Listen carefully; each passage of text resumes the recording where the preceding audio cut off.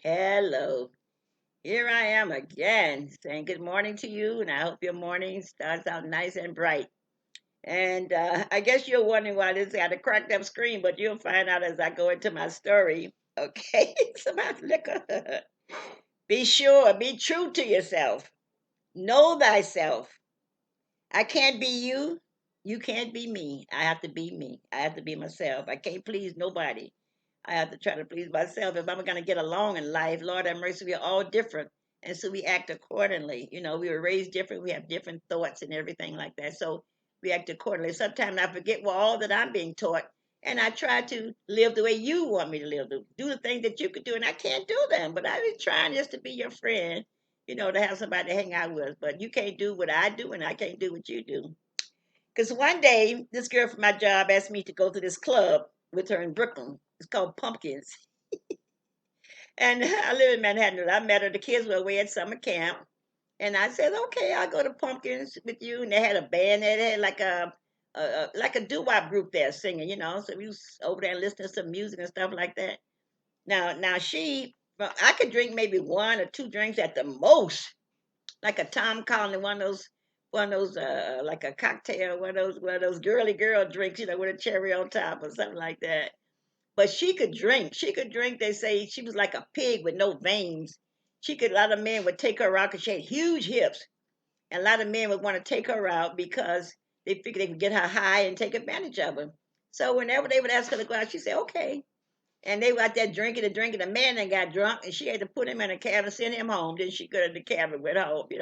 So I mean, but she was a nice lady. She was one of the nicest ladies that I knew. So she said, "Come on, Betty, let's hang out and go to Pumpkins and see and hear some music." I said, "Okay." I never hung out to the. I never hung out.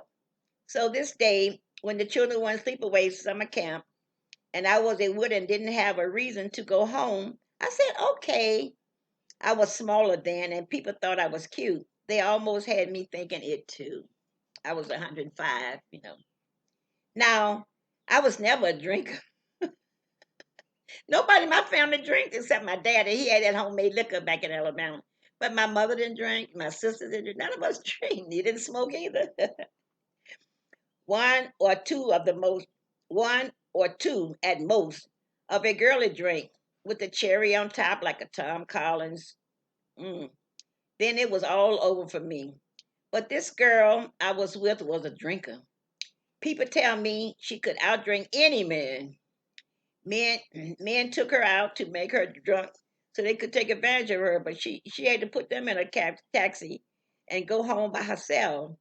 Some people said her body was like a pig, but she didn't have any veins, so she didn't get the full effects of the liquor when she drank. I don't know. I don't know. One she and friends, she and friends went to the Caribbean. One day, she and some friends went to the Caribbean for a vacation, and everyone wanted to wear shorts with the split on the side. She wanted to wear shorts too.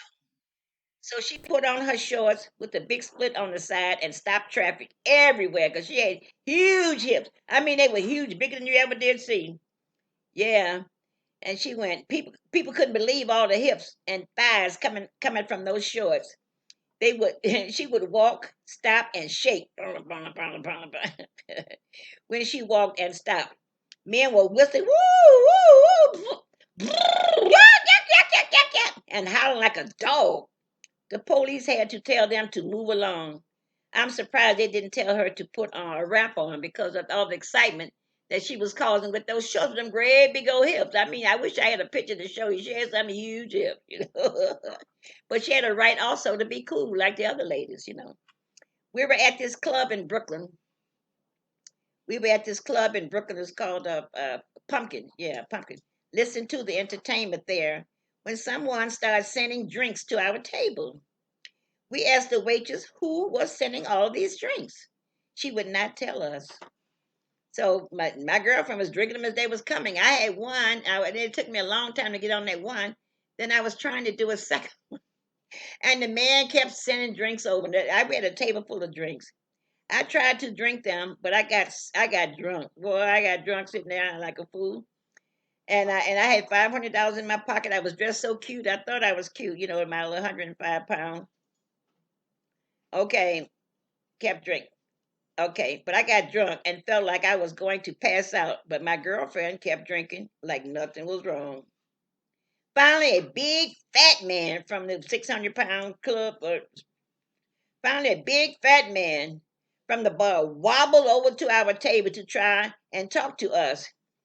At this point, I may have been drunk, but I wasn't blind. I stumbled out of the club. I was trying to run, but I couldn't run, so I stumbled. Oh man, I was bumping into everything. But my thing was to get away before the man caught up with me. I stumbled out of the club and stumbled into the subway with $500 in my pocketbook and was able to get a train and pray to God that I didn't fall asleep and to be sure to get off at my proper stop. Please God, I say, would always pray. I always pray for anything I want. I always pray, and God always protect me. I said, please God, protect me and don't let me fall asleep. Don't let me fall asleep. I kept saying it. I kept saying it. All I could think was that big fat man walling over to the table with me, trying to take advantage of me. Oh man, I would just die. I'd rather be dead. I couldn't get a taxi from Brooklyn because I didn't know how. In Manhattan, I know all you have to do is raise your hand for a taxi. But in Brooklyn, they have those private cars that toot their horn, toot, toot, toot. And then you're supposed to let them know if you're supposed to let them know, they let you know that they're working. I decided to take my chances on the subway. I just had to get, I think I fell down the steps on that train. I was running so fast, trying to run anyway. I thank God today for getting me home safe. I don't know how come somebody didn't attack me. I guess I was being protected like I usually am with my dumb self. I learned valuable lessons that night. Never drink over my limit so I can keep a level head. And I'm telling you, that was a scary thing for me. And I never went out with Helen again. And she ought to know I could, but I don't know. I can't really blame her. I can only blame myself because she don't really know what I could do. But I know what I could do. There's something inside of you that tells you, you've had enough. Stop it. Sometimes I wonder why people get drunk because there's something inside of you telling you that you've had enough. A drunk person doesn't have any fun. You could have a drink or two, none at all. You could go to the drink and drink like a kiddie cocktail, no liquor at all. If you just want to hang out and do what everybody else is doing, yeah, give me a kiddie cocktail and put a cherry on top. Go ahead. If you could drink a little bit, a whole little, get you a little tiny drink, but light, with a cherry on top, you man. Because if you can't drink, you can't drink. Some people, their body, they don't have the tolerance for liquor. Some people think you got to be high to have fun. No, you don't. And some people take drugs, some people drink liquor, some people take pills. Now that some people, the drug addicts are cool. They're really cool with their marijuana and cocaine. Well, they're cool. They talk low and soft and husky. And the alcoholic people that drink liquor, they talk loud. Yeah, yeah, yeah, yeah. Woo! But the drug addict, he's cool. Yeah, man. Yeah. But everybody is in an artificial state trying to have fun.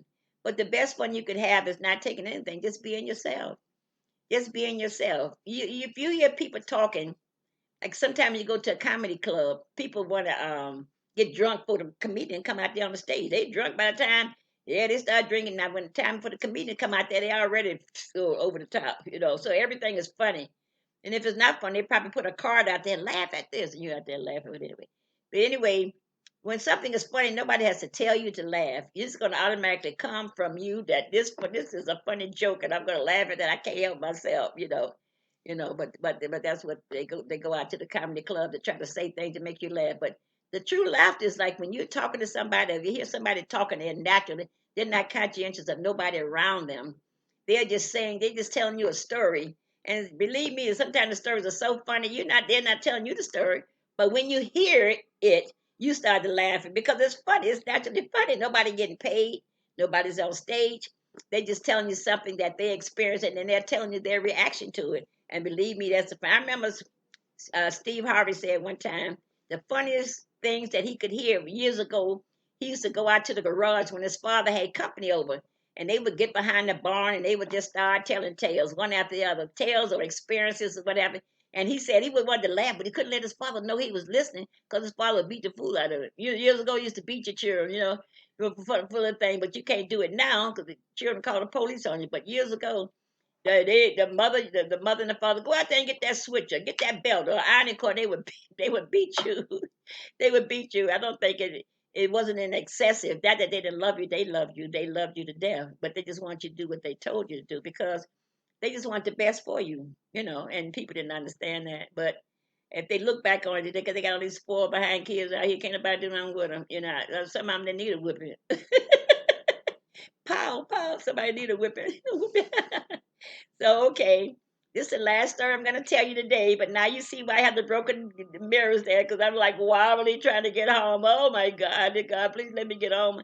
I can hardly make it. I'm drinking all those time collars. Oh. So, bye. Bye. I love you. I love you. Thanks for listening to my story.